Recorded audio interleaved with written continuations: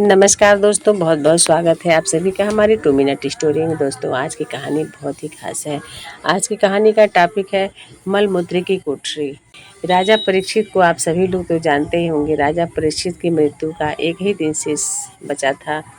राजा को तो भी शोक और मृत्यु का भय नहीं कम हुआ था। तो उनके पास सुखदेव जी आए।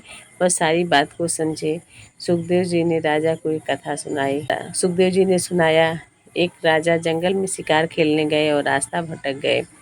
उन्हें एक झोपड़ी नजर आई जिसमें एक बीमार बहेलिया रहा करता था। उसने झोपड़ी में ही एक ओर मलमूत्र त्यागने का स्थान बना रखा था और दूसरी ओर खाने के लिए जानवरों के मांस झोपड़ी की छत पर टांग रखा था। झोपड़ी बहुत छोटी थी। राजा ने विवशता बस बहेलिये से झोपड़ी में रात भर ठहर लेने की प्रार्थना की।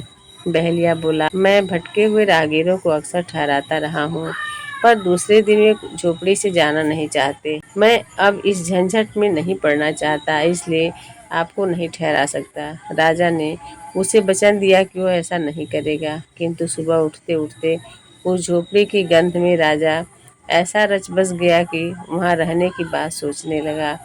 उसका बहेलिये से कलह भी हुआ, उसका बहेलिये से झगड़ा भी हुआ। सुखदेव जी ने परीक्षित से पूछा, क्या उस राजा के लिए यह झंझट उचित था? परीक्षित ने कहा, वह तो बड़ा मूर्ख था, जो राजकाज भूलकर दिए हुए वचन को तोड़ते हुए अधिक समय तक झोपड़ी में रहना चाहता था। आखिर वह राजा कौन था? सुखदेव जी ने कहा, वह और कोई नहीं, तुम स्वयं हो।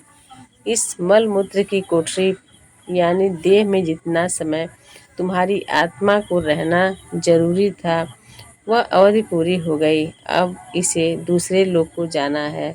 क्या अभी मरने का शोक करना उचित है? परीक्षित ने मृत्यु के भय को भुलाते हुए मानसिक रूप से निर्वाण की तैयारी कर ली और अंतिम दिन का कथा श्रवण पूरे मन से किया।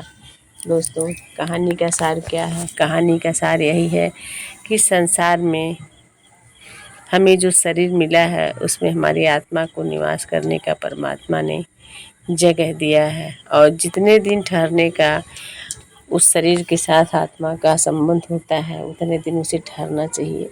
उसके बाद आत्मा परमात्मा में विलीन हो जाती है। तो इस शरीर का हमें मोह माया नहीं करना चाहिए। यह जानना चाहिए कि किराए की कोठरी है, इसे छोड़कर एक दिन जाना है। दोस्तों, आज की कहानी यहीं विराम देती हूँ। अगर आप लोगों को कहानी मेरी प्लीज़ अच्छी लगे तो आप लोग शेयर ज़रूर कीजिएगा। इन्हीं शब्दों के साथ विदा लेती हूँ, फिर मिलती हूँ नई कहानी में। तब तक के लिए आप सभी को प्यार भरा नमस्कार।